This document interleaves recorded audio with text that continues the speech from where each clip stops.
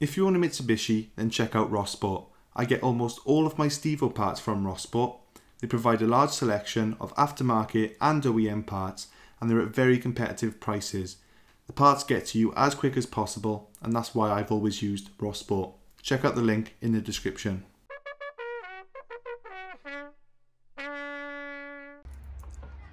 So I've just popped the wheel off Stevo, and this is the area in question. So we can see here the crank pulley. So it's behind there where the crank seal is. Now we can see how part of it's wet, part of it's dry.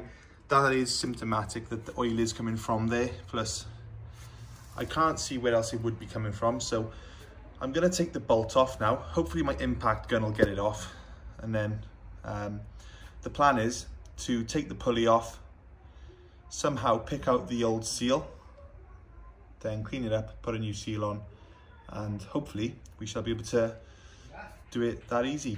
So I'll try and take the pulley off, and we'll take it one step at a time.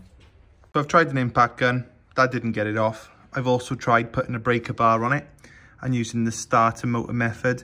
That didn't work. So we're gonna have to fabricate some sort of tool. Mitsubishi used a special tool for this job. And not only that, even if we did get it off with these methods, we couldn't torque it back up. So I'm gonna have to make a tool. There's no way around it. So the plan is to use some of this metal I found around the garage. I'm gonna cut this off. I'm gonna weld this on, cut that off there. And then I'm gonna make some sort of tool. It's hopefully gonna stop it spinning. Then I can stick this inside a bar, which comes off the jack.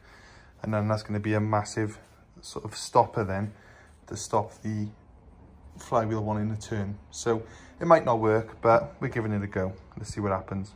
It's not pretty, but I did make a tool out of bits of scrap metal. And it does work, it does the job.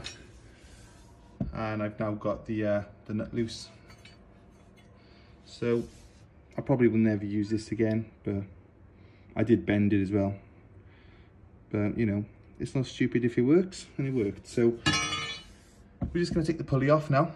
Then I'll clean up the timing chain cover, and I'll take a look at the seal. So I had to lower the engine a bit by removing a few bolts and just undoing a couple of bolts at the front so it could lower, and this came off. Now be very careful with these. On the Celica engine rebuild, I didn't realize how much they are. They're a couple of £100 usually. So I've got the pulley off, a couple of scratches from the tool I made, but it did the job.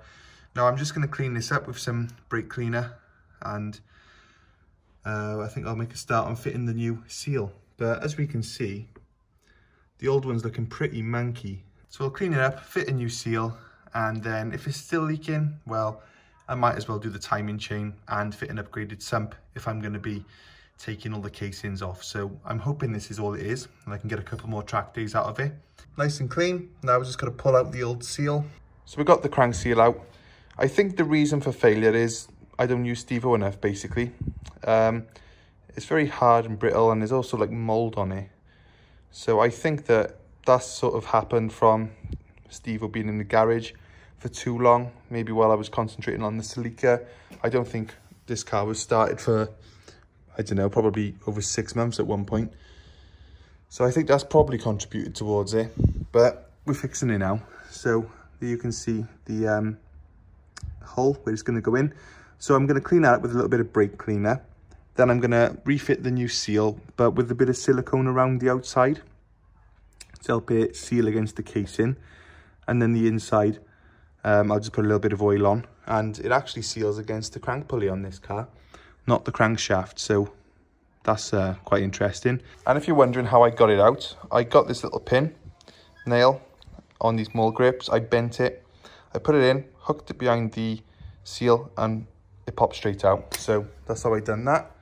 Made a couple of tools today to do this job. So yeah, let's get the seal in. So that's the new seal in with a little bit of silicone just to seal the outside. Now too much silicone is just as bad as, well, worse than not enough silicone, because the excess will squelch inside the engine and then it can actually like break off and block up oil ways in the engine. So always try and, you know, be sensible with how much silicone you're going to use. Don't just go slapping it on. Here's the pulley. I haven't finished cleaning up yet, but here's the pulley. Now, if you rotate this bolt the opposite direction to what you would usually do, so anti-clockwise, then you can see then the tensioner moves. So that's how we're going to get the belt on. I'm not quite sure what the easiest way to do that will be. I think I'll fit all the belt everywhere, but I'll have it popped off this pulley here, and then when I release the tension like so, I can then refit the belt there. So not too bad a job once you know how. So I'm going to just finish cleaning up really right up there. You can see where it's been hitting the pulley.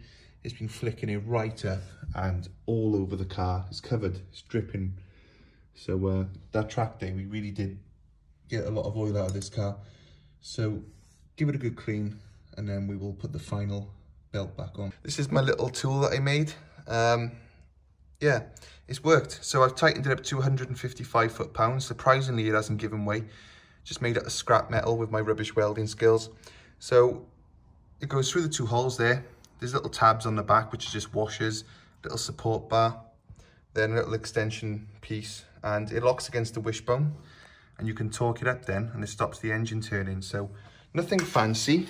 So yeah, it's ugly, but it does the job, and I've got it now. So I might clean it up, make it look a little nicer, but I suppose it doesn't really matter what it looks like. So that's a rough design that I came up with. I just copied the Mitsubishi tool that they use, to be honest. So it's torqued up, the belt's on, everything's good. I'm going to give it a test start now.